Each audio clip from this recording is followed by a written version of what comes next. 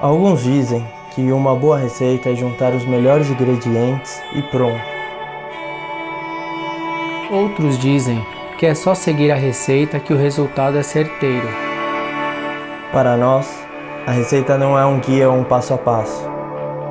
Não depende da quantidade de água, ou da quantidade de farinha, ou das gramas de sal. A melhor receita é ser dedicado para buscar sempre o melhor. É o respeito por tudo que foi construído. E ter a honra de poder fazer parte de uma história centenária. Meu nome é Gabriel Carilo Fernandes, padeiro. Sou Guilherme Carilo Fernandes, eu sou padeiro. Conheçam a nossa história. Conheçam a história da padaria Carilo. Eu sou sucessor, herdeiro do seu Pascoal, meu avô, e do meu bisavô, Rafael Carilo. Nós fazemos pães italianos aqui no bairro da Moca há mais de 100 anos. O processo, quem passou para nós foi o nosso avô, né, que aprendeu com o pai dele, o bisavô, nosso bisavô Rafael Carilo, que trouxe esse processo lá de Nápoles, da Itália. E nosso avô foi um dos filhos que continuou. Esse processo de modelagem dos pães foi muito louco, porque meu avô ele não deixava de jeito nenhum eu pôr a mão na massa, ele tinha muitos ciúmes. Então eu só era um ajudante, só podia arrumar o pão no pano ali onde ele descansava. Ele não deixava eu modelar nenhum, porque ele não gostava que nenhum pão ficasse imperfeito, tinham que ficar todos perfeitos. Depois que meu avô começou a ficar doente por causa do pulmão, acho que por causa da fumaça, da farinha, ele acabou precisando cada vez mais de mim. E aí eu fui ficando como se fosse o braço direito dele. E ele me ensinou todos os macetes e os detalhes para que a gente pudesse continuar o negócio. Ele foi me soltando aos poucos.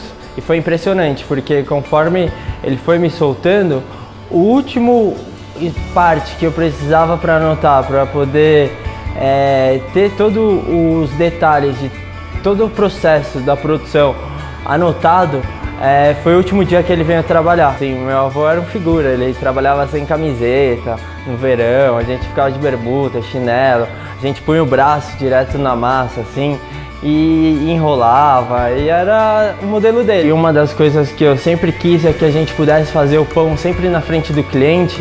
A gente inventou de enrolar um plástico filme no braço para proteger, para não cair o pelinho do braço no pão.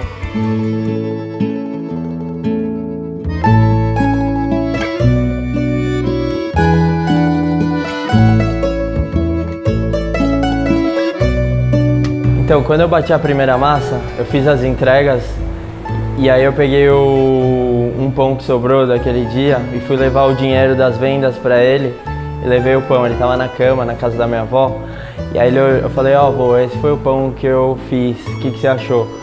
Ele ficou muito feliz, ele falou: pô, tem futuro. Ele falou: pô, que legal.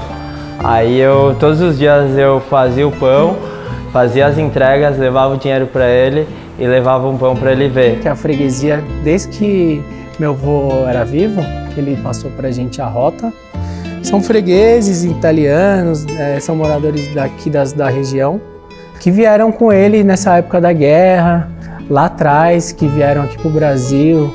Então ele atendia, né, esse pessoal de charrete e formou uma clientela fiel. Cada um tem o seu jeitinho de receber, o tipo de pão que quer, a quantidade, até a forma de pagamento. Eles têm até alguns que vão marcando na caderneta como antigamente. São clientes que foram herdados de geração em geração de famílias, porque os clientes que a gente entrega hoje o pão, o avô deles já pegava. Então tem uma parada de muito amor, de lembrar do antepassado. A padaria, na época do nosso avô, ela só vendia pão, farinha de rosca e torrada, que era o que dava para fazer depois com o que sobrava dos pães. A gente só fazia linguiça, torresmo e de queijo.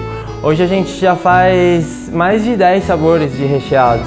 Então a gente tem o pão filão, que é o pão italiano tradicional, a baguete, os redondos, que eram conhecidos como panhotas, tem o pequeno, tem o grande. E De lá pra cá a gente acabou montando uma pequena mercearia na frente da cozinha e compactou a cozinha pro fundo, e a gente começou a incrementar com novos produtos que acompanham o pão. A gente pegou um prédio novo do lado, a gente montou uma cafeteria que a gente chama, uma cafeteria-restaurante, a gente chama de Taberna. Lá a gente tem um cardápio italiano.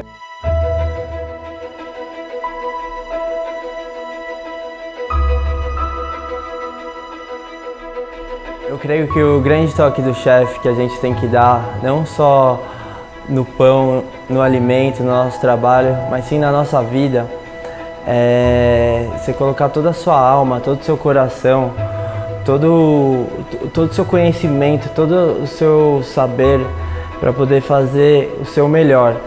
Porque a gente precisa, dentro da gastronomia, dentro da panificação, se atentar sempre aos detalhes. E é os detalhes que fazem a diferença. E a satisfação você vê no resultado dos clientes, né? Dos elogios, o pessoal quando comenta, quando agradece. Se meu avô viesse aqui hoje e visse o trabalho que a gente está fazendo, acredito que ele ia se impactar muito. Eu queria poder trazer ele para a padaria, para ver como que ela está hoje, né? O andamento dela. Eu queria ver como ele ia se sentir. Mas no fundo, ele ia ficar muito feliz, porque ele ia ver que continuou aquilo que ele falou lá atrás, que ele estava feliz de ver que a padaria ia continuar.